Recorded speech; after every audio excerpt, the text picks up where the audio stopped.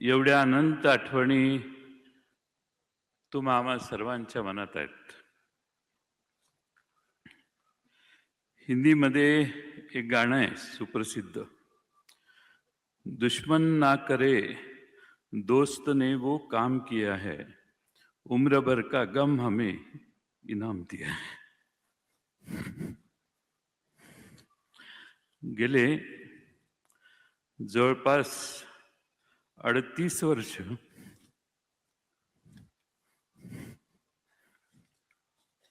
आम्ही एकत्रित काम केलं.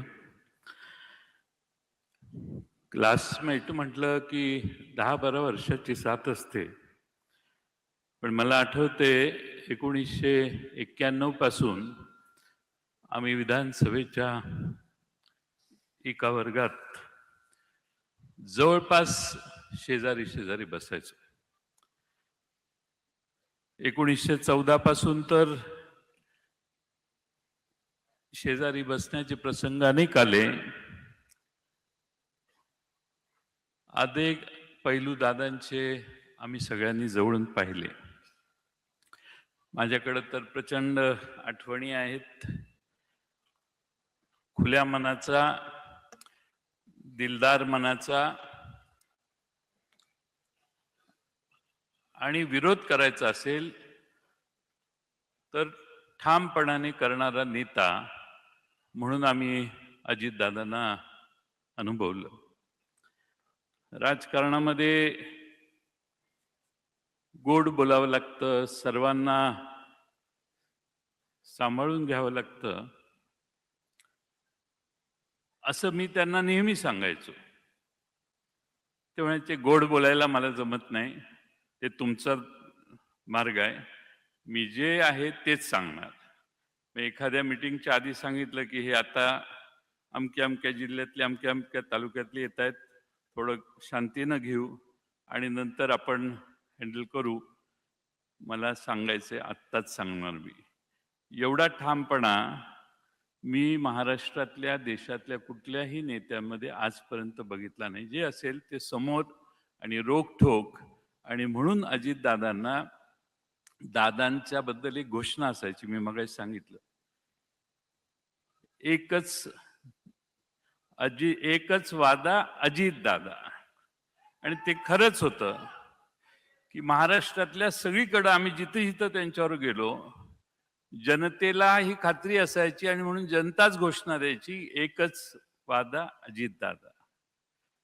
अनेक आठवणी त्यांच्या मी आपणाला सांगू शकेन, अनेक मान्यवर बोलणार आहेत, पण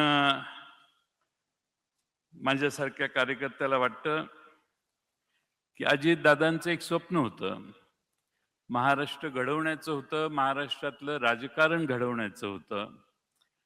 आणि त्यासाठी हळूहळू पुन्हा मैदान तयार करावं, हळूहळू संघटना आणखीन जोरदारपणाने वाढवावी आणि एकसंघपणाने या मैदानात अधिक ताकदीनं काम करावं, हे दादांचं स्वप्न होतं.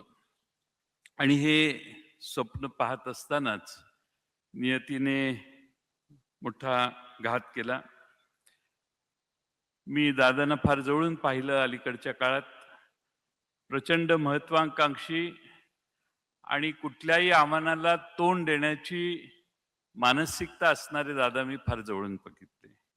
आणि म्हणून आज मला म्हणावं लागतंय की प्रचंड मोठ्या महत्वाकांक्षेची राख रांगोळी त्या अपघाताने झाली.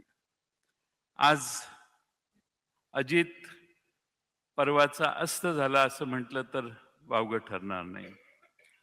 खरं म्हणजे वाऱ्यासारखा महाराष्ट्रभर फिरणारा दादा एका क्षणात शांत कसा झाला, हे आजही महाराष्ट्राला कोडं आहे.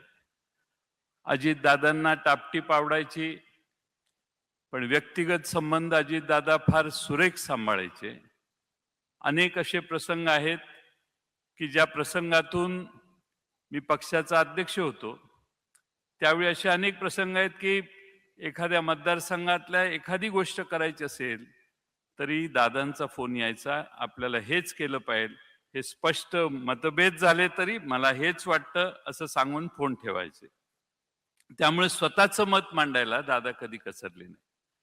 आम्ही एका पक्षात फार वर्ष काम केलं. काँग्रेस पक्षातून राष्ट्रवादी पक्षाची स्थापना झाली. आदरणीय शरद पवार साहेबांच्या नेतृत्वाखाली पवार साहेबांचे त्यांच्यावर प्रचंड मोठं संस्कार होते आणि मी फार जवळून बघितलं अलीकडच्या काळात की पवार साहेबांच्यावर त्यांचं प्रचंड प्रेम होतं. आज खरं म्हणजे पवार साहेबांचा मी तर म्हणेन आजही पवार साहेबांचा हुकमी एक्का अजित पवारच होते. एवढा अजित पवारांच्यावर शरद पवारांचा त्यांच्या कर्तबगारीवर फार मोठा विश्वास होता. आज खरं म्हणजे आपण सगळे दादांना एकत्रित निरोप देण्यासाठी इथं आलोय किंवा श्रद्धांजली वाहण्यासाठी येतोय. मी नेहमी त्यांना म्हणायचो आबा गेल्यानंतर, दादा मी लहान आहे, आबा आबा जाण्याच्या आधी आबा मोठे आहेत, तुम्ही मध्ये आहात, माझा नंबर फार मागचा आहे, मला बराच टाइम आहे कुठल्याही करिअरसाठीच्या. पण असं कधीही मनात आलं नाही की आबा जातील आणि त्यानंतर दादा देखील अचानकपणानं असे जातील.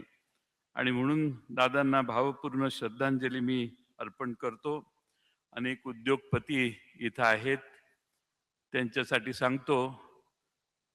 Many industrialists are sitting here. I would like to tell them, this man used to wake up at 5 o'clock. 6 o'clock he used to start his work. 6:15, 6:20 he used to be seen on the streets of Baramati or in any meeting where he used to call people and start meeting. माणसं 10 वाजता दिवस सुरू करतात, 12 वाजता दिवस सुरू करतात. The politicians usually start day by 9:30, 10, 11. But this man used to start day at 6 o'clock. एवढा कष्ट घेणारा, सकाळी 6 वाजल्यापासून संध्याकाळी 10-11 वाजेपर्यंत काम करणारा, ज्या माणसाला महाराष्ट्रात नाही देशात तोड नाही असा हा नेता होता.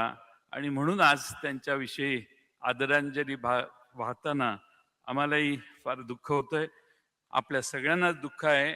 आणि हा जो धक्का आपल्याला बसलेला आहे तो मला नाही वाटत कधी महाराष्ट्राच्या राजकारणातनं आपण कधी विसरू शकू.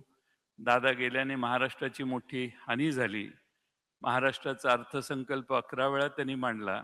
मगाशीच आकडेवारी पाहिली. ही जी सगळी प्रगती महाराष्ट्राची झाली त्याचे एक साक्षीदार आणि प्रमुख भूमिका बजावणारे दादा होते. आणि म्हणून आज ज्याला स्वतःचा मतदारसंघ बांधायचा आहे, ज्याला स्वतःच्या मतदारसंघाचा विकास करायचा आहे, त्याने एकदा तरी आयुष्यात बारामतीला जाऊन विकास काय असतो हे पाहिलं पाहिजे.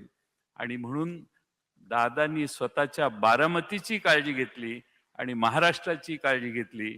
असा नेता पुन्हा होणे नाही. आणि म्हणून जाताना मी एवढेच म्हणतो, चिट्ठी ना कोई संदेश, जाने वो कौन सा देश. चिट्ठी ना कोई संदेश, जाने वो कौन सा देश, जहां तुम चले गए एक आह भरी होगी, एक आह भरी होगी, हमने ना सुनी होगी, जाते जाते तुमने आवाज तो दी होती. धन्यवाद.